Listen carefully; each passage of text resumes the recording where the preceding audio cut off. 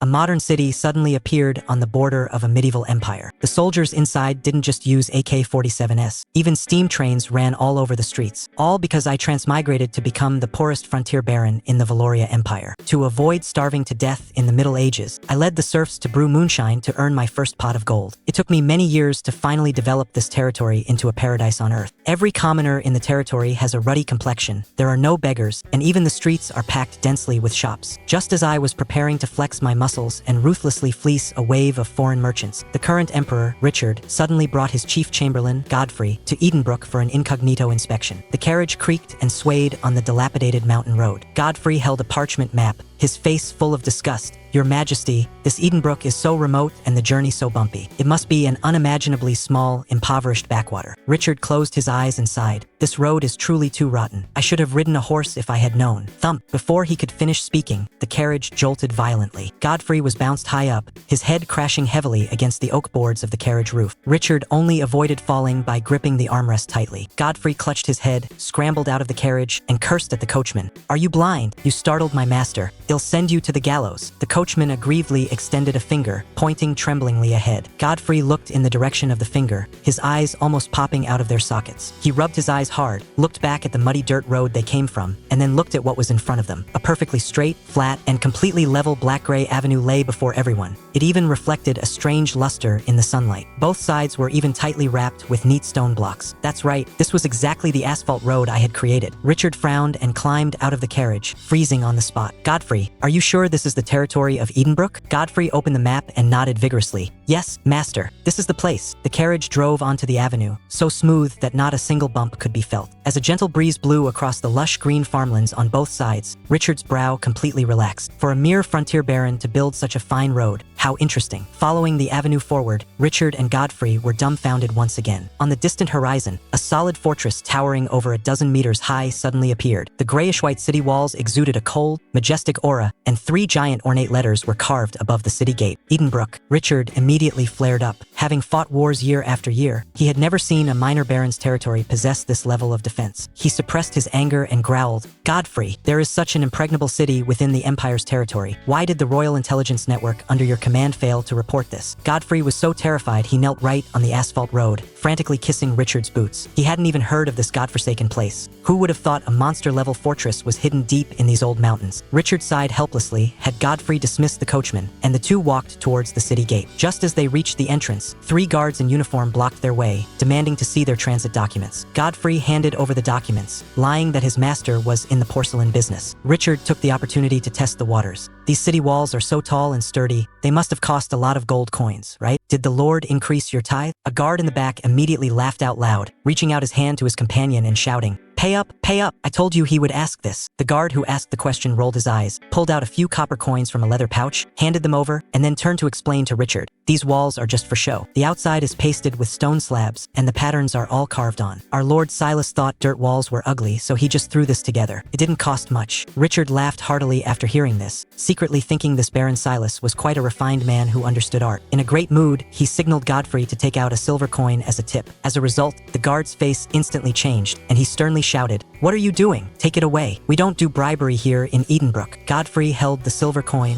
unsure whether to take it back or hand it over, muttering in his heart, "Are there really guards in this world who aren't greedy for money? This is ridiculous." The two walked into the city and fell silent again. A clean stone-paved road stretched out endlessly, lined with shops on both sides, with the sounds of street hawkers ringing non-stop in their ears. Most importantly, every commoner on the street had a rosy complexion and looked full of energy. There were simply so many fat people. This standard of living was who knows how many tiers higher than the outer city of the royal capital. As it got late, the two walked to a spacious inn called Traveler's Rest. A small official imperial seal was even carved in the corner of the signboard. Richard stepped inside, and the plump boss warmly greeted them. "Are you two masters staying the night? First class suite is 5 gold coins, second class is 3 gold coins, third class is 1 gold coin. 5 gold coins a night." Godfrey blew his top. "Are you running a robber's den, specifically butchering out-of-towners?" The boss waved his hands repeatedly. "This is an official inn directly operated by the Lord. Lord Silas named it himself. During the peak season when merchants come to stock up, you might not even be able to snatch a third-class room." Hearing that the Lord ran the inn, Richard directly slapped down found 5 gleaming gold coins and booked a first-class room. A waiter led the two up to the second floor, poured 2 cups of tea, and said attentively, "Try this, you too. Our Edenbrook water is famous for being clear and sweet. If you need anything, we'll rope at the door. I'm on call." Richard picked up the teacup. The pale yellow tea was crystal clear. Godfrey took a sip first, and his eyes instantly lit up.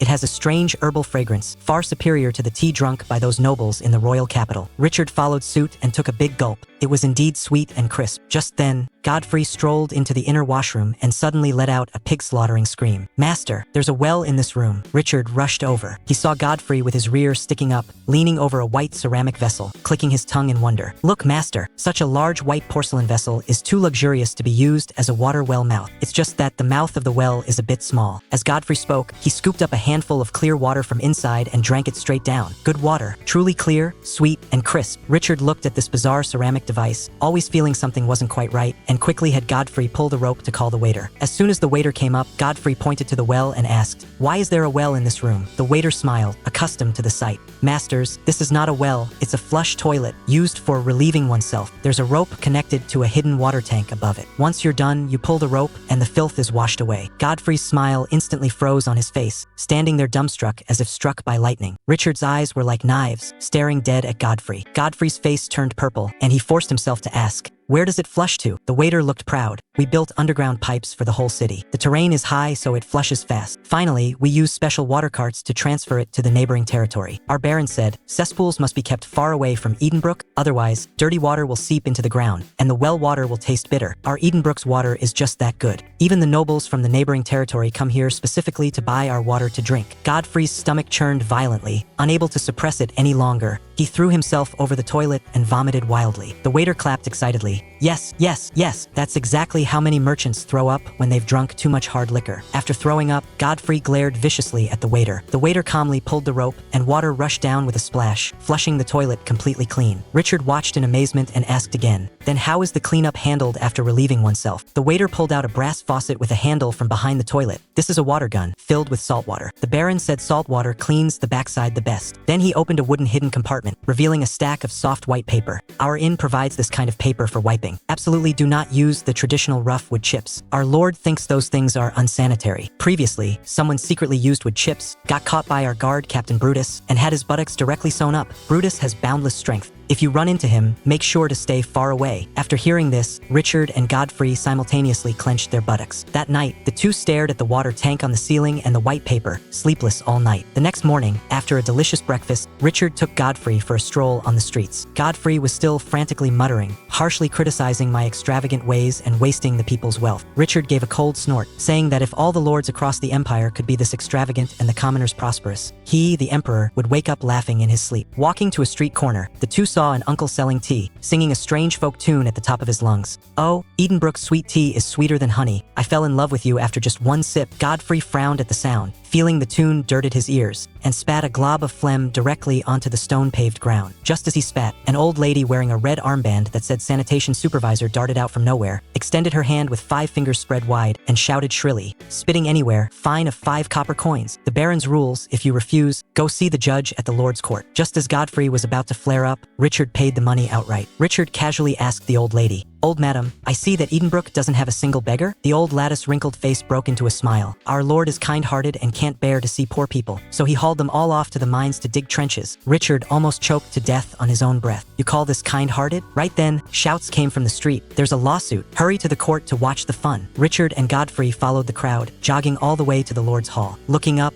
the hall occupied a vast area. The 3-story-high grayish-white stone building exuded a cold, majestic presence, with a huge plaza in front of its doors. This grand scale was even more imposing than the city hall in the royal capital. At this time, I was slumped impatiently behind the long oak table of the judge's seat. I had just woken up and could barely keep my eyes open. Kneeling below was Tom, the tavern owner, pointing at the guard Rufus next to him, crying and complaining. "My lord, Rufus ate at my place without paying, smashed 2 barrels of my good ale, and owes 17 silver coins he won't pay back." Upon hearing this, my anger flared up immediately. I had repeatedly ordered the guards not to oppress the commoners, and this kid dared to commit a crime against the wind. "Rufus, you owe money and won't pay?" I slammed the gavel. Rufus was so scared he dropped to his knees with a thud. "My lord, I really have no money left. I drank too much that day, and I still owe the casino 10 silver coins. Guards, give him 20 military cane strokes first." As soon as my voice fell, Rufus took off his leather armor himself, bit it in his mouth, and obediently lay face down on the ground. 20 strokes of the cane beat his back to a bloody pulp. I coldly announced, "Salary halved for this month. Go sweep the streets for 3 months. Reoffend, and you'll be banished from Edenbrook." Pale-faced, Rufus actually smiled. "Thank you for your mercy, my lord." Watching from the crowd, Richard's pupils quaked. This baron slouched without posture and judged cases like child's play, but his prestige was terrifying. The person beaten had no complaints, not even a thought of resistance. Tom spoke up weakly at this time. "My lord, my money." I spread my hands. "You saw it, he has no money." Tom's face instantly collapsed, looking as if he had lost his parents. I changed my tone. "However, this baron cannot let the good people of the territory suffer losses. Tonight, I will go to your tavern and penalize myself with 3 cups of ale to help you boost your popularity." Court dismissed. Upon hearing this, Tom was instantly ecstatic, bowing repeatedly. "Thank you, my lord." As I left the court, I glanced at the periphery, having long set my sights on those 2 unfamiliar fat sheep. At dusk, I brought Brutus and my maid Tessa to Tom's tavern. As soon as we went up to the 2nd floor, I saw Richard and Godfrey sitting at the top of the stairs. I gave Brutus a look. Brutus sank his breath to his lower abdomen and let out a furious roar. Tonight's consumption for the whole venue will be paid for by Lord Silas. The diners on the 2nd floor charged downstairs joyously. Tom tried to shoo Richard away, but Godfrey adamantly refused to budge. I walked straight over, sat down at their table, and smilingly took off my hat in greeting. 2 unfamiliar faces, mind sharing a table? Richard gave a fake name, Sir Richard, claiming to be in the porcelain business from the royal capital. Upon hearing this, I immediately switched to business mode. "My Edenbrook ceramic flush toilets are absolutely unmatched. Would you 2 like to order some goods?" Richard picked up his teacup, took a light sip, and sighed. "Edenbrook is indeed an eye-opener. Take this tea alone. I'm afraid even His Majesty the Emperor in the royal palace cannot taste it." As soon as he finished speaking, I slammed the table, stood up abruptly, my face full of deep sorrow and indignation. "Shut up, Sir Richard. You must not speak nonsense. How dare you slander His Majesty?" Richard was stunned by my roar. With tears in my eyes, I spoke with surging passion.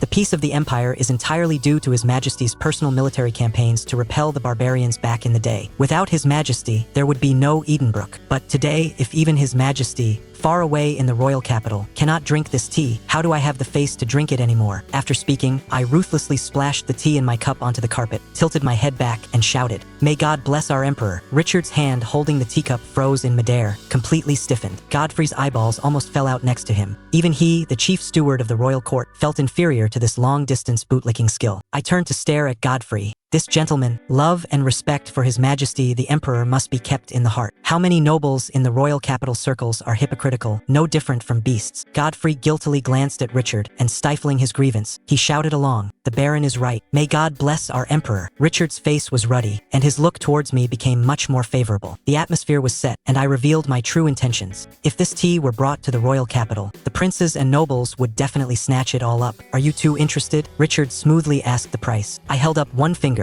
10 gold coins for 1 ounce of tea. Godfrey blurted out, "That's too expensive." I sneered and started giving them a modern marketing lesson. "The wholesale price is 100 gold coins a pound. When you get to the royal capital, you have to sell it for at least 200 gold coins. Just say this tea is grown next to a gold mine, picked by pure maidens using their lips, who sing a line of a hymn for every leaf they pick. Call it Royal Premium Box Tea. Only sell it to top-tier nobles. Tell them, if you don't drink this tea at a court ball, can you still be considered a decent person? Can you still mix in high society? Remember our Edenbrook business slogan. We don't ask for the best, we only ask for the most expensive." Godfrey covered his face in shame, while Richard felt a wave of dizziness, realizing he had already been arranged into a fat sheep waiting to be slaughtered. After a few rounds of drinks, Richard also tasted our specialty Edenbrook moonshine. Hearing that this was also my industry, Richard was completely relieved. He made a spot decision to spend 2,000 gold coins on a batch of tea. When settling the bill, Tom ran over and flattered, "Lord Baron, I'll round off the fraction. It's a total of 500 gold coins." I scolded, "Are we eating gold? Why is it so expensive?" Tom aggrievely pointed downstairs. "You shouted that you were paying the bill, and dozens of people came downstairs. They even ate the sweet melons we grew in the greenhouse. 10 gold coins each." I rolled my eyes and asked Brutus to pay. Brutus took a step forward, waving his wide cloak. Thump! A heavy leather bag smashed onto the table. "Count it, exactly 500 gold coins." Richard and Godfrey stared straight at that bag of gold coins. Godfrey stuttered, 500 gold coins, carried in a cloak?" Brutus patted his chest. Our lord goes out carrying 1,000 gold coins and cash. Feels reassuring. Richard looked at Brutus' terrifying arm strength, his eyes full of shock. To be able to run around with dozens of pounds of pure gold hanging on his body, this was simply a monster in human skin. At noon the next day, Richard and Godfrey came to a secret room in the Lord's Hall to sign the contract with me. The room had no windows, lit by whale oil lamps all around. On the wall hung a motto written in Latin. Fierce-browed, I coolly defy 1,000 pointing fingers. Head bowed, like a willing ox I serve the children. Richard stared at the motto for a while and sighed. A good sentence. I smiled faintly and had Brutus place 20 tea bricks on the table. Inspect the goods. In the future, when you come to stock up, paste my Edenbrook emblem on your carriage, and I guarantee you unimpeded travel in the territory. I handed over 2 pieces of parchment, 1 commercial contract, and 1 non-disclosure agreement. Richard's eyelids twitched wildly as he looked at the clauses on the NDA. Violators of the oath will suffer sores on their mouths and tongues, weakness in their limbs, drown in the spit of Edenbrook citizens. Forget about that. What does this last clause, the right of final interpretation belongs to the Baron of Edenbrook, mean? I kept a straight face. It means exactly what it says. Richard wiped his sweat, gritted his teeth, and stamped his family wax seal. I picked up the contract, looked at it, and gestured for Richard to walk to a strange brass device in the exact center of the room. It was a large metal horn connected to a hand crank. Gentlemen, this is a custom here. Read the agreement into the horn to prove your sincerity. I counted to 3, and Richard held the agreement and started reading. Brutus rapidly turned the crank on the side. The fine needle at the tail of the horn continuously carved dense small dots in circles on a tinfoil cylinder. This was the alchemical product I tinkered with a phonograph. With this thing, if they dared to back out in the future, I would directly use the original audio recording to collect the debt. After the 2 finished reading, I unceremoniously offered tea to see the guests out. Richard and Godfrey were driven out of the hall. Just as they stood firm, a carriage stopped steadily in front of them. The coachman was full of smiles. By order of the Baron, I am to escort the 2 masters back to the royal capital. Godfrey thought I was quite considerate in handling things. Just as he stepped onto the carriage, the coachman reached out a hand. That will be 10 gold coins, please. Godfrey's face instantly turned as black as the bottom of a pot. I crossed my legs, watching the carriage disappear outside the city gates. Of course, I didn't know that Sir Richard, this old chap, was almost disgusted to death on his way back to the royal capital. Not far out of Edenbrook, heavy rain fell from the sky. The unpaved, traditional imperial roads instantly turned into mud pits. Richard's carriage sank with every step. The coachman lost his grip, screamed, and half his body smashed into a mud puddle, clutching his head and cursing. Several serfs passing by gathered around, laughing loudly. Chief Chamberlain Godfrey had to get out and help him up. Richard sat in the carriage, looking at the miserable state outside, his heart overwhelmingly stifled. He directly threw down 20 silver coins, told the coachman to get lost, and walked on foot with Godfrey. Entering the outer city of the royal capital was even worse. Sewage flowed everywhere, and garbage and night soil were dumped directly onto the streets. A few ragged children were having a water fight in the dirty water. A pungent stench drifted in the air. Richard looked at the mess all over the ground, thought of the clean, smooth, stone-paved roads of Edenbrook, and his mindset completely collapsed. He originally thought that by repelling the barbarians and bringing peace to the empire, the commoners could live a good life. Now, looking at it as the dignified monarch of a country, he was actually inferior to a frontier baron. The perspective shifts to the royal palace. Richard changed out of his mud-covered dirty clothes and walked into the royal study with extremely low air pressure. Several ministers of the Privy Council were waiting to complain. Upon inquiry, Richard found out that during these past few days while Crown Prince Edward was overseeing the country, he hadn't attended a single Supreme Council meeting. Instead of studying with the scholars in the palace, he ran off to build a royal beast park, spending every day watching beasts fight in the gladiator arena. Richard's forehead veins bulged with anger, and he charged straight towards the beast park. At this time in the beast park, the slightly chubby Crown Prince Edward was slumped in a velvet chair, watching a tiger tear at an old horse. Looking thoroughly bored, he complained to his attendant Leo beside him. How boring! The world is at peace, and there are no wars to fight. If I had been born a few years earlier, the one leading troops to conquer the Ostrom Kingdom would definitely be me. My father just stole my credit in advance. Reaching an emotional point, he even squeezed out a tear. Alas, since my father was born, why was this prince born too? As soon as he finished speaking, Richard was already standing behind him, sneering and placing a hand on his shoulder. Jumping into the arena to fight a tiger. I think you'd be quite suitable. Edward shuddered in terror, stiffly turned his head, and squeezed out a smile uglier than crying. Father, you're back? Your son has caught a slight cold these past 2 days. Richard couldn't be bothered to talk nonsense. He directly hauled the crown prince to the royal garden, holding a thick, long oak stick and a leather whip picked out from the armory. Didn't you want to be a knight commander? Didn't you blame me for stealing your credit? Come, let us father and son practice today. Seeing he was about to be beaten, Edward quickly held his head and squatted defensively. Father, I'm still young. I'm still in my developmental stage. Richard sneered. I see you're dressed quite thickly. What kind of development is this? Men, strip him of his robe. Several royal guards rushed up. Stripping off the velvet outer robe revealed a thick cotton jacket inside. Stripping off the cotton jacket revealed a surcoat. After stripping off 4 layers, suddenly, with a clack, a shiny steel breastplate fell onto the grass. Richard's eyelids twitched. Take off his pants. The guards continued stripping his pants. After 2 layers, 2 iron buttock guards fell out. Further down, greaves, chainmail, and iron knee pads clattered all over the ground. Richard went mad with anger. You vile spawn, shirking work and playing tricks, uneducated and incompetent. I hired the best grand scholars in the entire empire to teach you, and this is what you learned. You are not even worth a single toe of that Baron of Edenbrook. Hang him up, thrash him ruthlessly for me. Edward was tied up like a meat dumpling and hung upside down on a stone pillar in the garden. This kid still had a stubborn mouth. I was born at the wrong time. I am falsely accused. Richard cracked the whip. Edward let out a pig-slaughtering scream. In reality, he still had a layer of sheet iron hidden in his leather crotch. It didn't hurt at all, entirely relying on his superb acting skills. After a dozen whips, Richard got tired. Seeing the crown prince screaming so miserably, his heart softened. Just as he was about to leave, the wind blew, and Edward spun around in midair, exposing the leather pants on his buttocks that had been split by the whip. Inside, the reflection of metal shone brightly. Richard's eyes turned totally red. Edward, good, very good. Strip him naked, stark naked. I will absolutely flog you to death today. At this time, Godfrey stumbled and crawled in. Your Majesty, Baron Silas' background has been investigated clearly. Richard then dropped the whip, coldly dropping a sentence. Keep him hanging on the pillar for me. He is not to be let down without my order. The perspective shifts back to Godfrey's report. Actually, it was investigating my background. Godfrey slapped my parchment file onto the table. Graduated first in his class from the Royal Academy at the age of 15.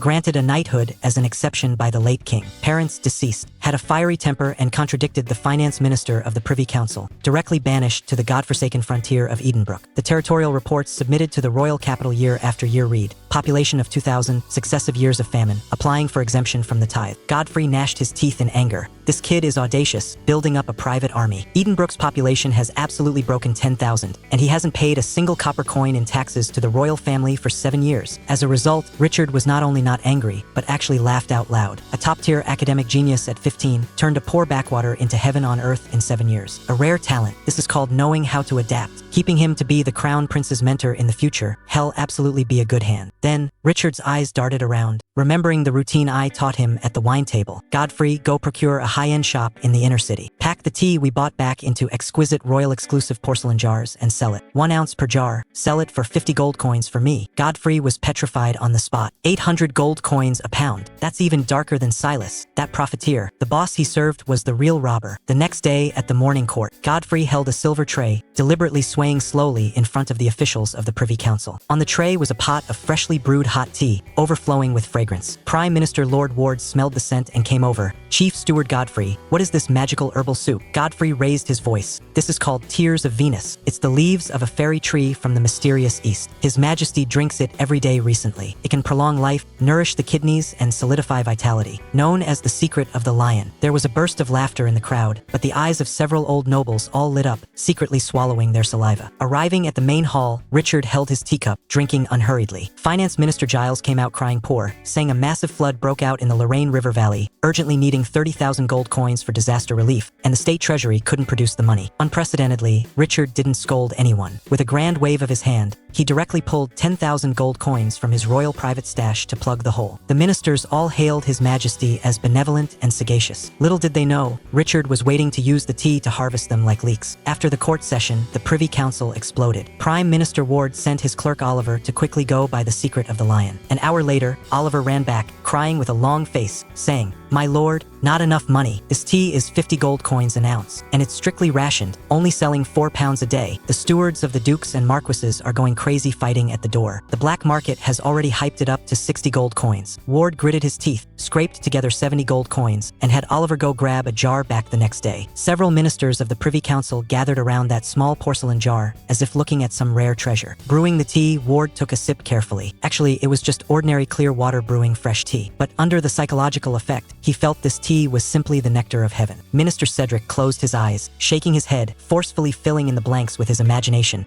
Wonderful. This tea has the coolness of mint and licorice, absolutely capable of relieving heat. It also has the miraculous medicinal effects of the precious mandrake. Even more magically, there is actually a trace of the vitality of morning dew. 50 gold coins an ounce. Totally worth it. A group of old men felt an outpouring of poetic inspiration in the council chamber, fighting and scrambling to go stock up again. At this time, I was taking Brutus to curse out the workers in Edenbrook's tea workshop. I pointed at the haystack in the corner and swore loudly, "Which blind bastard put the tea leaves together with the dry haystack? If the flavors mix, he'll hang you all on the city walls to air dry." This is an export luxury item meant to earn gold coins from those fat sheep in the royal capital. The quality control must be stable. Keep a close eye on the ratio of medicinal herbs. Pick out the impurities cleanly. The bare-chested workers shouted in unison. "Understood, Lord Baron. Those sucker nobles in the royal capital deserved to properly drink my leftover scraps mixed with cheap herbs." Looking back at the royal capital. 3 days later, Godfrey rushed excitedly into the royal study. "Your Majesty, sold out." Black market merchants hyped the price sky high, and we made a wild profit of 10,500 gold coins in 3 days. Richard's eyes turned totally red. He stood up abruptly and paced around the room. "Over 10,000 gold coins. Over 10,000. These son of a bitch vampire nobles. During disaster relief, they wouldn't pluck a single copper coin, but they fight to buy tea worth dozens or hundreds of gold coins. Go, prepare the carriages and horses. I'm going to Edenbrook to stock up again." After the excitement, Richard remembered the crown prince was still hanging on the pillar in the royal garden. Godfrey quickly ran to release him. After 3 days, Crown Prince Edward was hung until he was in a trance. Upon being let down, he immediately roared at Godfrey. 3 days, a full 3 days. "Do you know how I spent these 3 days? Godfrey coaxed and tricked Edward into the royal study. Richard pretentiously educated him a bit. Edward's eyes reddened, and he lowered his head to yield. As a result, Richard backhandedly dropped a sentence. "Go kneel in the corner of the wall. You are not allowed to get up without my word." Edward aggrievedly knelt in the corner, drawing circles. At this time, Royal Inspector Oswald came in. This unlucky guy was summoned overnight by Richard and ran here half dead. Richard went straight to the point. "How many times have you been to Edenbrook in recent years? How is the situation there?" Oswald knelt on the ground, his head kept tightly down. "Replying to your Majesty, I have been there 3 times. The serfs number no more than 2,000. It is extremely poor, a place abandoned by the Richard slammed the table violently. "Bullshit, I just came back from Edenbrook." Oswald's whole body jolted violently, and his face instantly turned deathly pale. He never dreamed that the dignified emperor of the empire would actually run to that devil's den. Richard stared at him coldly. "Speak, what exactly did Silas give you to make you disregard even your life and dare to deceive your monarch?" Oswald completely broke down, kowtowing with loud thuds. He broke his forehead, and blood mixed with tears streamed down his face. "Your Majesty, I am wrong. I didn't want to deceive the monarch. It's that Baron Silas. He's simply not human." Hiding in the corner, Crown Prince Edward's ears immediately perked up. "There's big gossip." Oswald wailed and poured out his grievances. "When I went to Edenbrook back then, I saw how filthy rich it was and was just about to report to the royal court. That demon Silas directly sent guards to tie me up and throw me into his dungeon, threatening me not to speak a word. They stripped me naked and tied me to a chair. He called some court-level portrait artist to paint a picture of me. Your Majesty, that painting was too realistic. They didn't even spare the moles on my body. They threatened me, saying if I dared to leak half a word, they would use a printing press to print tens of thousands of copies of that painting and distribute them all over the empire, ruining my reputation." Richard and Godfrey listened, dumbfounded. Is this something an imperial noble does? Even the bandits in the Black Forest aren't this vile. Oswald continued crying. "That's not all. They hoisted me naked in front of a giant brass horn and forced me to swear a toxic oath facing a cross, forced me to say that I had an unspeakable relationship with the sow in the manor." Edward couldn't hold it in and burst out laughing with a pfft. Richard glared at him fiercely. Richard frowned. "So what if you said it? Words carry no proof. Who would believe it?" Oswald's tears and snot flowed horizontally. "That brass horn is an evil alchemical creation. It can record voices exactly as they are." Silas said, "As long as I dared to leak the secret, he would play my voice swearing the oath in the squares of the royal capital for everyone to hear. Your Majesty, this is like yellow mud falling into one's pants. Even if it's not shit, it becomes shit." Hearing this sentence, Richard and Godfrey's sphincters tightened simultaneously. The two exchanged a glance, their eyes filled with unresolvable terror. Back when they signed the tea contract in the secret room, Silas had also forced them to face the bighorn and read a toxic oath for breaching the contract. Doesn't that mean the evidence of the emperor's recording is also pinched in Silas' hands? Oswald sobbed uncontrollably. "After swearing the oath, Silas also gifted me a large villa in Edenbrook and 500 gold coins. Your Majesty, he is an absolute devil."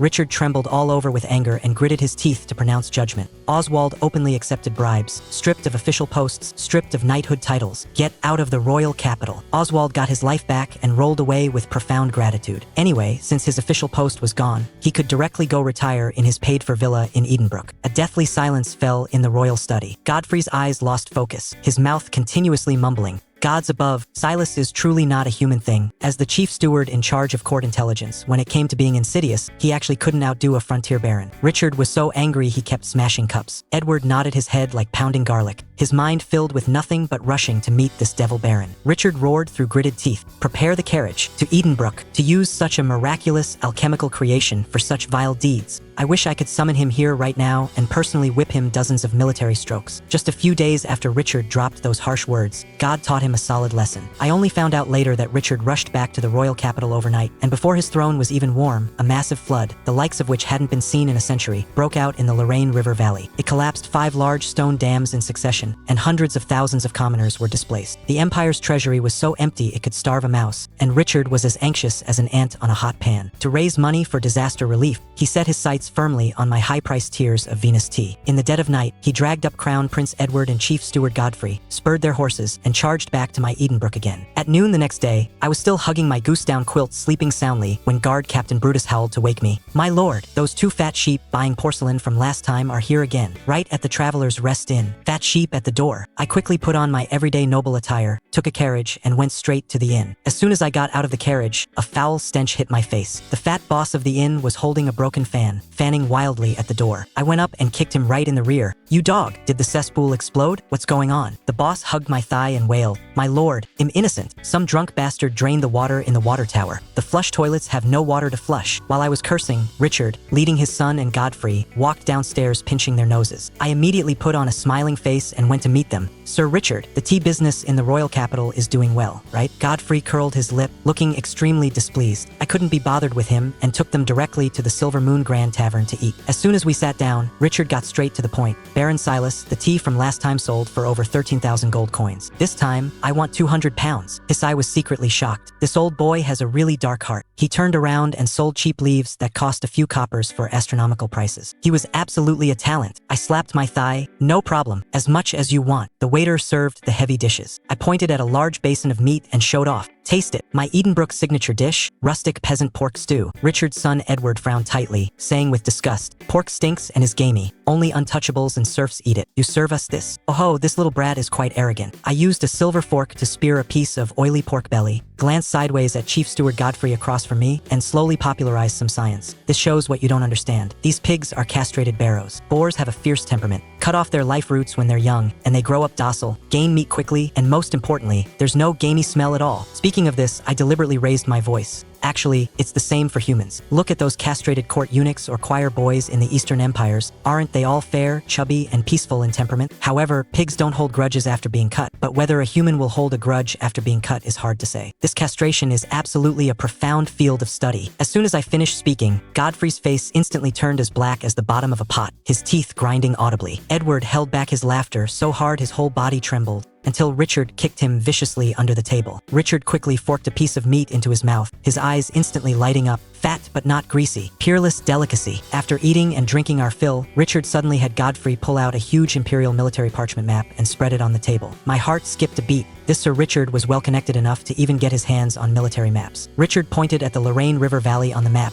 looking distressed. "There's a great flood in the south, and my merchant caravans can't get through." The governor of Lorraine opened his mouth to demand 20,000 gold coins for disaster relief, and the royal court simply cannot produce the money. If the baron has a good strategy to control the waters, he will surely soar to great heights. I followed his finger and locked my eyes on a gorge on the map. This place is called Silver Gorge, flanked by mountains on both sides. If we could call down the wild thunder of God to shatter these mountains and block the river channel, wouldn't the flood disaster be solved? Smack! Richard's silver fork dropped onto the table. Godfrey stared with wide eyes as if looking at a monster. Edward jumped up even more excitedly. "Father, I told you we should find a court wizard to summon heavenly thunder. Lord Silas and I absolutely share the same vision of heroes." I suddenly snapped back to reality. Crap, I let it slip. Back then, to guard against bandits, I secretly manufactured tons of alchemical black powder in the territory. It had been sitting in the warehouse collecting dust. Bringing it out to blow up the mountain would definitely work, but once this thing was revealed, my days as a local emperor would be over. I quickly laughed it off. Just joking, where would there be heavenly thunder? Drink, drink. Richard stared dead at me, his eyes full of probing. After After the meal, I took them strolling around the territory. Richard asked me, "Imperial nobles all look down on merchants. Why is the Baron so polite to us?" I pointed to an alehouse on the street and gave him an economics lesson. Wheat sitting in the fields is just rough grain worth a few coppers. A merchant transports it to a brewery and brews it into premium whiskey, and its value multiplies 100-fold. This is called resource allocation. People everywhere despise merchants, but my Edenbrook specifically values commerce, which is why we have today's prosperity. Richard looked thoughtful. Nearby, Edward strolled over to a bookstall, picked up a book, and his eyes almost popped out. Baron Silas Battles the Demon King Ball. The stall owner went up to pitch it, from out of town, right? This book tells the story of the Abyss Demon King Ball invading the Empire, and Lord Baron gathering the 7 rings of creation to assist His Majesty the Emperor in smashing the demon army. 50 copper coins a copy. My old face flushed red. Which bastard printed the bullshit I usually bragged about into a book? Edward flipped through 2 pages, his face full of disdain. It's entirely written in vulgar common tongue. It simply insults the gentility of nobles and wastes this fine parchment. Why not write it in classical language? I walked over, picked up the book, and shook it. What's wrong with the common tongue? If the common people can read it, it's a good book. You think more words waste paper? I'm telling you, translating one sentence of classical language into common tongue can triple the word count. With more words, the scale of the printing workshop must expand. Papermakers, ink makers, typesetters, they all need to hire people. One book feeds hundreds of craftsmen in the entire territory. Even the peddlers selling books on the streets can eat 2 more bites of meat. You call this vulgar, I call this stimulating domestic demand in the territory. Edward opened his mouth, unable to squeeze out a single word for a long time. The way Richard looked at me completely changed. Night fell, and Richard sneaked into the backyard of the Lord's Hall alone. Maid Tessa led him to the garden. I was sitting by the stone table, swirling a glass of red wine, maximizing the pretentious atmosphere. Richard sat opposite me and got straight to the point. "Silas, honest men don't speak in riddles. Do you really have a way to solve the flood in the Lorraine River Valley?" I set down the wine glass and sighed. "You're ruthless. I hold a great killing weapon called the Wrath of God. Can cleave mountains and crack stones to block the river channel." Richard trembled with excitement. I immediately threw cold water on him. "This item is extremely dangerous. I will send 20 Death Squad miners to transport it to the Lorraine River Valley. Flat price, 50,000 gold coins." Richard froze. "I don't have that much cash." "No money?" "The Edenbrook Commercial Bank offers low-interest loans." Richard gritted his teeth and agreed. I leaned close to him, my face solemn as I instructed. "Richard, blowing up the mountain is only the first step. After a great disaster, a great plague is sure to follow. Corpses soaking and swelling in the water are a breeding ground for plagues. Listen well, as soon as the floodwaters recede, the first thing is to burn the corpses on the spot. To hell with the Church's rules of burial in the ground. Burn them all to ashes. Second, designate high ground to resettle the living, and ruthlessly scatter quicklime in low-lying areas to disinfect. Third, anyone with a cough or fever must be quarantined immediately along with their bed. Everyone must cover their mouths and noses with boiled fine linen cloth. Anyone who dares to spit anywhere, break their legs on the spot." Richard was dumbfounded. He looked at me, a surge of indescribable fanaticism and emotion welling up in his eyes. He grabbed another cup of water on the table, tilted his head back, and drank it all in one gulp. "The Baron is a great talent. Richard toasts you." I froze for 2 seconds. "Richard, why are you drinking my mouthwash?" Richard's face turned livid, and he fled in panic. Richard signed the loan contract and took the 200 pounds of tea, rushing back to the royal capital overnight. Little did I know how much commotion this father-son duo would cause after going back. On the way back, Edward relentlessly clamored for me to be his master. Richard was worn down to the point of having no temper left and promised that as long as he memorized 10 classical scriptures, he would transfer me into the palace to reside in the Royal Academy. As soon as Richard returned to the palace, before he even changed his clothes, the old men of the Privy Council blocked his door. The finance minister knelt on the ground crying, "Poor, Your Majesty, the Lorraine flood is extremely urgent. I beg Your Majesty to allocate 20,000 gold coins for disaster relief." Richard sneered. Having witnessed the resource allocation I taught, he was now completely enlightened. "The state treasury has no money. My private vault has no money either. An imperial disaster is exactly when you lords should be loyal and serve the country. Tomorrow at the morning court, all officials will make donations. No one even think about running away." The ministers were all dumbfounded. Meanwhile, taking advantage of no one watching him, Crown Prince Edward secretly changed into rough cloth clothes and ran to the lower city slums of the royal capital. This trip directly shattered his worldview. Compared to Edenbrook's blue bricks and large tiles, clean and tidy, the capital's outer city was simply a giant stinking ditch. Mud was everywhere, black and yellow intertwined, and a foul stench pierced the sky. Edward, wearing expensive leather boots, stepped into a mud puddle and nearly slipped. While he was carefully dodging puddles, the wooden door of a dilapidated house nearby was suddenly pushed open. A fierce woman holding a wooden basin splashed a basin of slop mixed with rotten fish intestines and bloody water directly onto his feet. The fishy stench rushed straight to his brain, and Edward bent over and began to dry heave. Godfrey, who was hiding in the shadows, grew anxious and jumped out to curse loudly. The woman was so frightened she knelt in the mud, frantically kissing the dirt. "Mercy, my lord! Mercy, my lord!" Edward covered his nose and, as if guided by ghosts and gods, asked a question.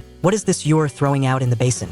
"It's leftover fish bones." Edward pushed the woman aside and went straight into that dark, damp, dilapidated wooden house. The room was filled with a musty smell. Lying on the bedboards was a man with a broken leg, his face sallow and emaciated, looking like a withered ghost. On the stove, a chipped iron pot was heating up. Edward pointed at the cloudy yellow mush in the pot and asked, "This is what you eat?" The woman picked up a cracked wooden bowl. Inside was a lump of mud mixed with chaff, yellow millet, and unknown wild weeds. It faintly emitted a strong, sour, spoiled smell. "This is our whole family's daily ration." Edward stared dead at that thing, which was inferior even to pig slop. "Is this edible?" Godfrey was so terrified he lunged to snatch the bowl. "Your Highness, you must not touch this. Eating this will ruin your stomach and cost you your life." Edward kicked Godfrey away and snatched the broken bowl. He took a deep breath, gouged out a small piece of the spoiled mush with his finger, closed his eyes, and stuffed it into his mouth. Extreme sourness, bitterness, and staleness instantly exploded on his taste buds. That rough sensation scraping his throat shot straight to his stomach. Blur. Edward threw up even his bitter bile, tears and snot covering his face. The wooden bowl in his hand smashed to pieces. Seeing this, the man with the broken leg was so scared he scrambled off the bed, lay on the floor, grabbed the lump of vomited mush, and stuffed it straight into his mouth, crying as he ate, "Young master, it's edible. It's really edible. Don't waste it." Edward froze in place.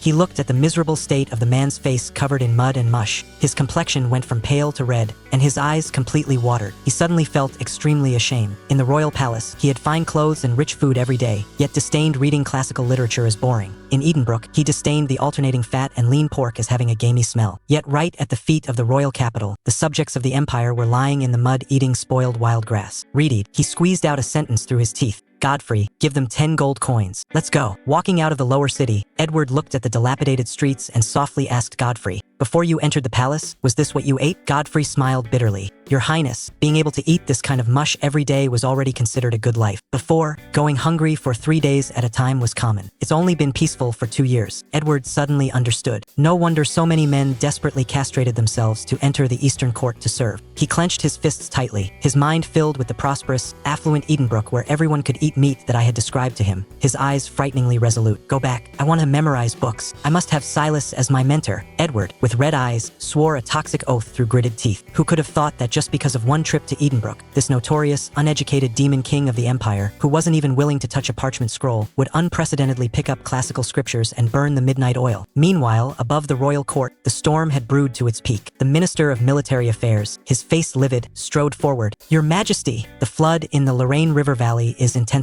Rebellious forces have bred among the people, calling themselves the Abyssal Sea God cult. These people are remnants of the enemy nation, led by their high priestess, rallying thousands of disaster victims to rebel. The garrison in Lorraine is short of manpower. I request the royal court to immediately dispatch an army of 10,000 and allocate silver for disaster relief." The ministers immediately exploded. They wanted money. They wanted men. Richard sat steadily on the throne, his face sinking like water. The state treasury had long been empty enough to run horses in. Where would gold coins come from? He swept a cold glance and simply asked all officials to donate. And the result? Prime Minister Ward took the lead and donated 500 gold coins, and those big-eared, fat-head nobles below, acting as if their flesh was being cut, dug out a few dozen or a dozen coins each. The civil and military officials of the whole court, dozens of grand nobles, actually scraped together less than 4,000 gold coins. Richard's eyelids twitched with anger. "I can rake in over 10,000 by selling tea for 2 days, and you bunch of guys whose mouths are full of knightly spirit and lordly responsibility are here begging like paupers. Dispatch 15,000 troops and take 2,000 gold coins to the Lorraine River Valley." Richard suppressed his anger and dropped a harsh remark. "For the rest, well, take it one step at a time." The officials stamped their feet in anxiety. What kind of disaster relief is 2,000 gold coins? But Richard ignored them entirely. He was actually panicking inside, holding on purely by a breath of stubbornness. He had staked everything on the batch of miners I dispatched. At this time, in the Lorraine River Valley, Silver Gorge, the rain poured down, and the wild wind howled. I, Duncan, the mine foreman under my command, was leading 20 brothers, carrying black powder wrapped in oiled paper, climbing with difficulty on the muddy mountain road. Behind them followed over 200 burly men in plain clothes. These were the Royal Knights sent by Richard as escorts. Royal Knight Commander Commander Valentine originally totally looked down on my group of mudlegs, but after competing on the boat these past few days, he was astounded. My brothers, who dug mines and ate meat every day in Edenbrook, were all pure muscle when they took off their clothes, and in a test of strength, they actually matched the Royal Inner Guard. Now climbing the mountain carrying heavy loads in the rainstorm, the miners walked as if on flat ground, while the knights were tired and panting heavily. Duncan, the rain is too heavy. Will this work? Valentine wiped the rain from his face and roared loudly. Duncan wiped away the rain, his eyes shining with excitement. It will work, Lord Baron said. After it's done, everyone gets a reward of 1,000 gold coins. Even if it rains knives, I'm going to blow this mountain flat today. Hearing about 1,000 gold coins, the 20 miners howled like they'd been injected with chicken blood. Rushing halfway up the mountain, Duncan found an excellent mountain crevice. Right here. Drop the charges. Hundreds of pounds of explosives were stuffed along the crevice, and the fuse was led all the way to the foot of the mountain. Valentine looked at this thin fuse, his face completely bewildered. Duncan, just with this thing? How will the mountain explode? Duncan grinned and brought a match to the fuse. With a sizzle, the flame drilled into the oiled paper casing. Get down. Cover your fucking ears. Duncan roared hoarsely. The next second, the earth trembled violently. Boom! Heavenly thunder burst forth. A 10th Santan hurricane. Countless crushed stones were ripped apart by the gunpowder and shot into the sky. Under this apocalyptic power, the giant mountain peak shook violently, let out a toothacheing roar, and collapsed crashing down towards the rolling river. Rumble. Giant rocks rolled down, smashing into the river valley, stirring up monstrous waves 100 feet high, forcefully cutting the raging floodwaters into two segments. Valentine and the group of royal knights lay dead flat in the mud, their livers and gallbladders splitting, their eyes bloodshot, trembling uncontrollably. Some even buried their heads in the muddy water, shivering in fear. This was not a mortal's method at all. This was God unleashing his wrath. Duncan patted the mud off his body, looked at the terrified Valentine, and chuckled, "Softies, brothers, let's go to the next mountain peak. After we blow it up,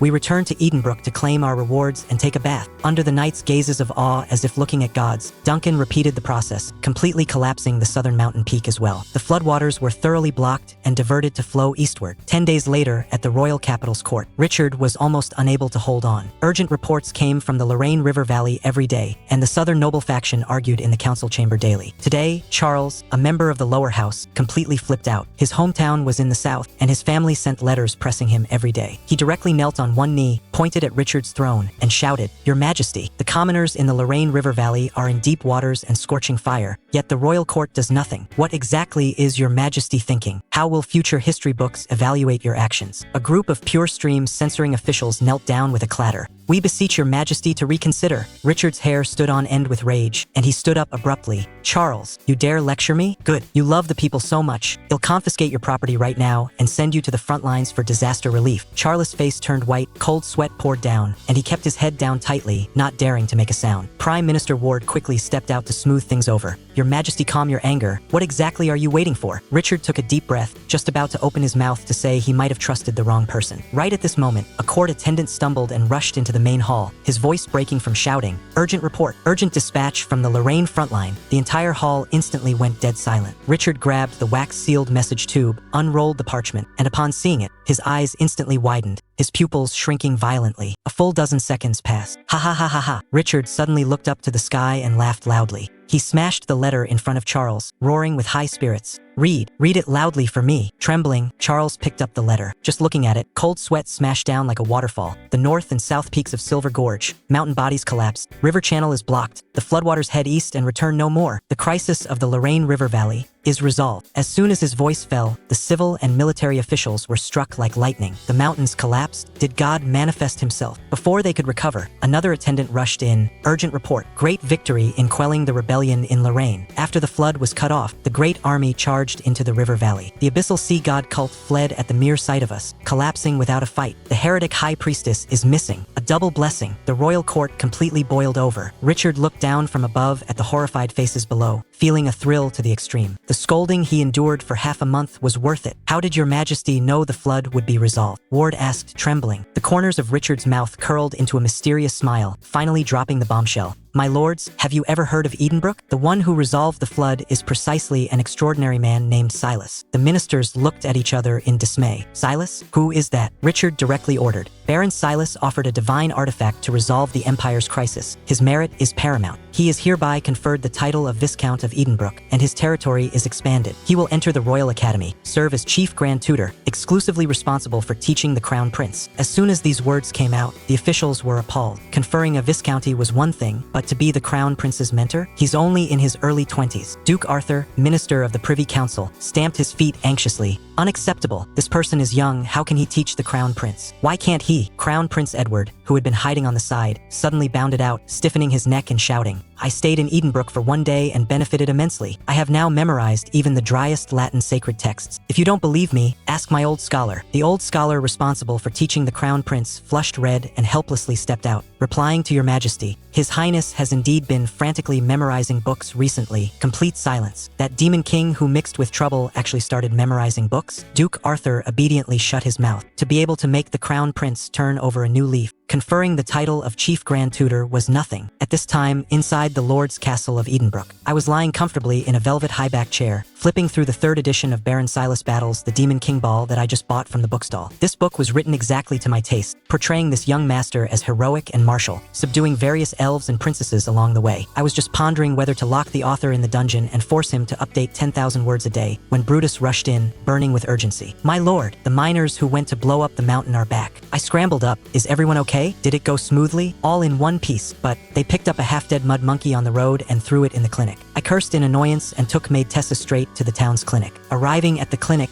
after having someone fetch water to wash it clean, I was stunned. Lying on the bed was no mud monkey, but clearly a peerless beauty capable of toppling cities and nations. Skin as white as snow, features like a painting, and that cold, noble aura simply outclassed all the noble socialites I had ever seen. This was absolutely no ordinary commoner. Just as I was wondering about this woman's origins, a pig-slaughtering scream suddenly came from downstairs.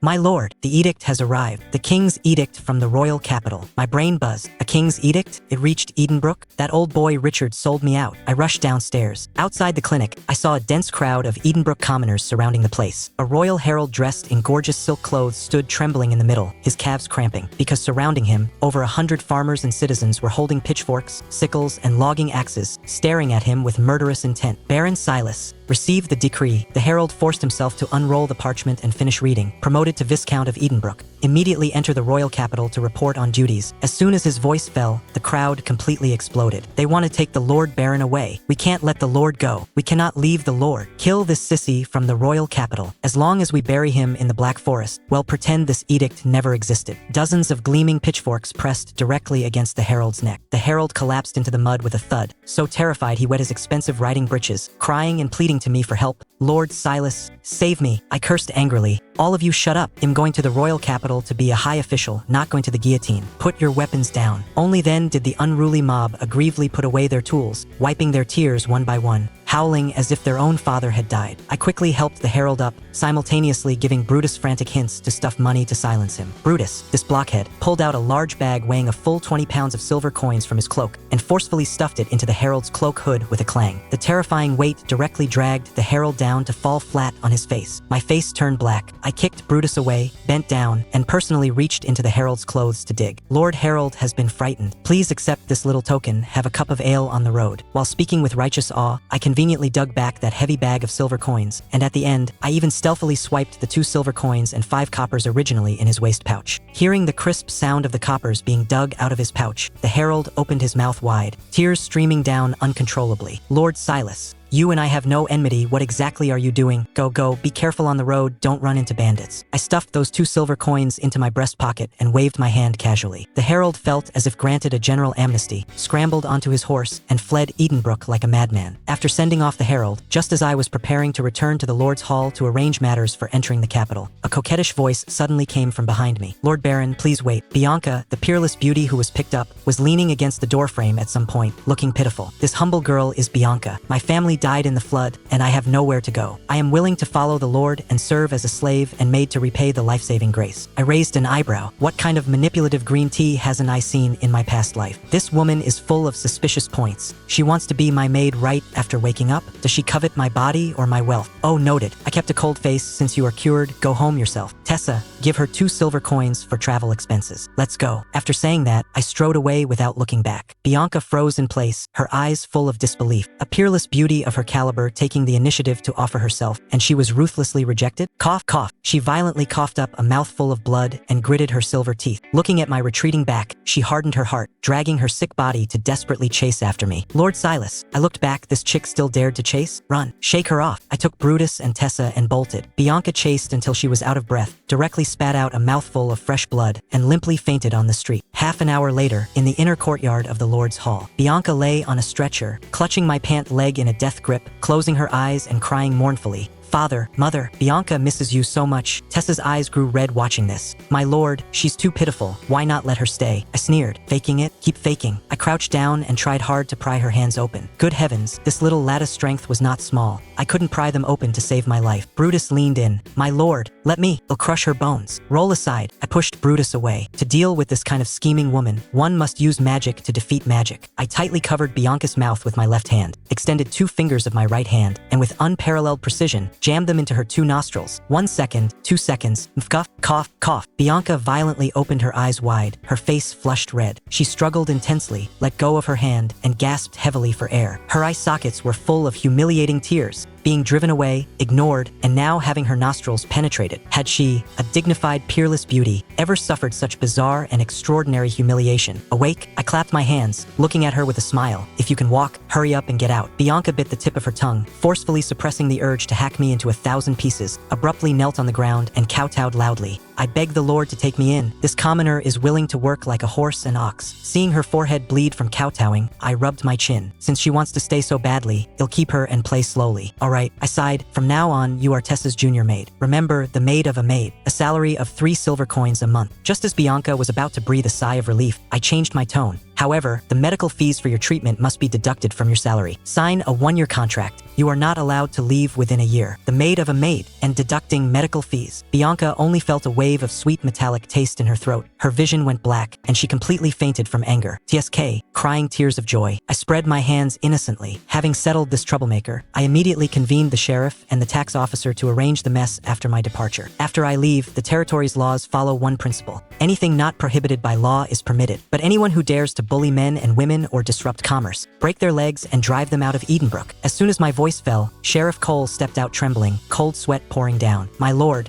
a few days ago, a dozen royal knights from the royal capital came to our territory to snoop around. They were caught by us as enemy spies. My vision went black, and I almost fell off the Lord's throne. Royal knights from the capital? You arrested the king's close guards. Did you use illegal torture? No illegal torture. Cole wiped his sweat. It's just, we found the most terrible bard in the tavern and had him sing brainwashing divine tunes to them for 5 consecutive days. They suffered mental breakdowns and confessed everything. My brain buzzed. You locked up the Emperor's secret agents and fucking brainwashed them with demonic music for 5 days. Release them immediately. Provide them with the best food and drink. Stuff 20 gold coins into each person's hands and send them off. I slammed the table, jumping with anxiety. Tessa, take the imperial bearer drafts worth 120,000 gold coins. Bring Brutus. We are setting off for the royal capital right now. I couldn't stay in Edenbrook for a single second longer. If I stayed, who knows what kind of disaster these unruly subjects would stir up that would send me to the guillotine. I took the massive sum of money, got into the carriage, and sped away, leaving a cloud of dust. Ahead of me awaited the treacherous circle of power in the royal capital, as well as that strange crown prince who was clamoring to be fed and waiting for me to teach him how to be a man. In the carriage, I felt the thick stack of bank drafts in my breast pocket. Just as I was about to fantasize about the extravagant life in the royal capital, the carriage suddenly braked hard, and Brutus' deafening voice roared outside. My lord, up ahead is a group of men in black holding weapons, blocking our path. Brutus' broken gong voice gave me a jolt. I threw open the carriage curtain. Outside, it was pitch black. You couldn't see your hand in front of your face, and the cold wind blew straight down my neck. I looked closely. What men in black assassins? It was entirely a group of mudlegs wearing rough cloth clothes. The crowd was dense, holding torches and oil lamps. Under the firelight, they were all familiar faces. Tavern owner Tom, guard Rufus, and citizens of Edenbrook who had woken up early and rushed from all over the city. What they held in their hands weren't crusader swords, but pitchforks, iron hammers, and short wooden clubs. Tom shivered from the cold, came up, and pulled out a leather water skin from his chest. Inside was warm mead, with tears in his eyes. My lord, it's cold. Have a sip on the road to warm your body. body. With him taking the lead, the commoners all went crazy, throwing freshly laid eggs, fresh cheese, and smoked meat onto the carriage as if their lives depended on it. My nose suddenly stung,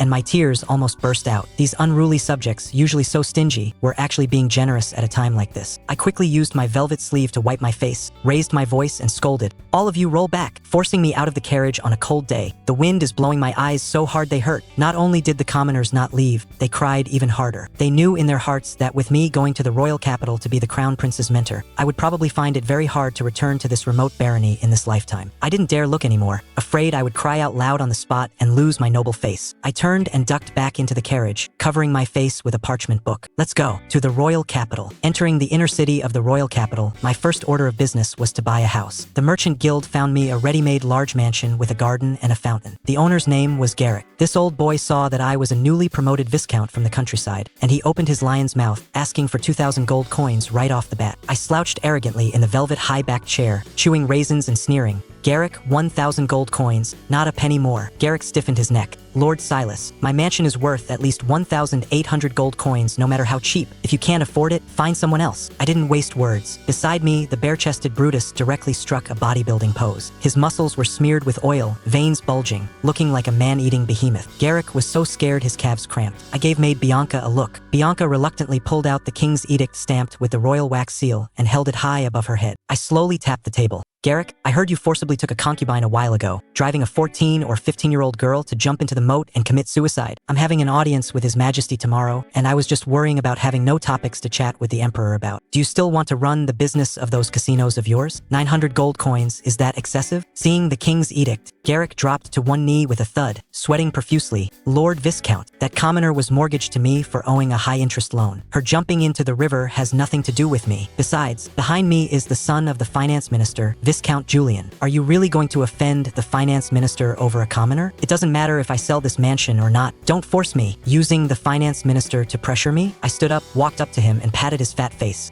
Garrick, wouldn't it be nice to sell it for 1,000 gold coins? Why make things so tense? Garrick thought I chickened out and was just about to smile. I leaned in close to his ear and spoke sinisterly. Unfortunately, this baron is a scumbag, and I absolutely do not allow anyone to be scummier than me in front of my face. Guess whether the finance minister will offend me over a dog? 700 gold coins. Garrick completely broke down. Encountering a lunatic like me who didn't care about his life, how could he dare talk back anymore? Gritting his teeth, he admitted defeat. Fine, 700 gold coins. I glanced at the water well in the yard and waved my hand in disgust. Someone died in the yard? It's too unlucky. 600 gold coins. Okay. Garrick's nails dug into his own flesh. I smiled radiantly. Straightforward. Brutus, do a trick for him. Brutus opened his large mouth, pulled out a large solid gold bar weighing a few pounds from his bundle, and right in front of Garrick, clapped his hands together violently. Crunch. The thick, pure gold bar was forcefully flattened into a gold pancake by his bare hands. I threw this gold pancake bearing a clear palm print to Garrick. Look, this gold bears a palm print. It has extremely high artistic value. Plus my chief knight's performance fee, he'll count it as 500 gold coins for you. Deal. Garrick's eyes were full of bloodshot veins. Holding that deformed gold pancake, he stumbled and crawled to get the property deed, fleeing out the main gate without even packing his valuables. I touched the deed and blossomed with joy. New home. Sorted. Early the next morning, before the sky was bright, Bianca punched me in the face to wake me up. This woman had no idea how to serve someone getting dressed. She clumsily put the court attire on me, tying the belt in a mess. When I took the carriage to the plaza of the royal palace, there wasn't a ghost in sight at the gate. I was late. The fucking Minister of Foreign Affairs didn't even arrange an attendant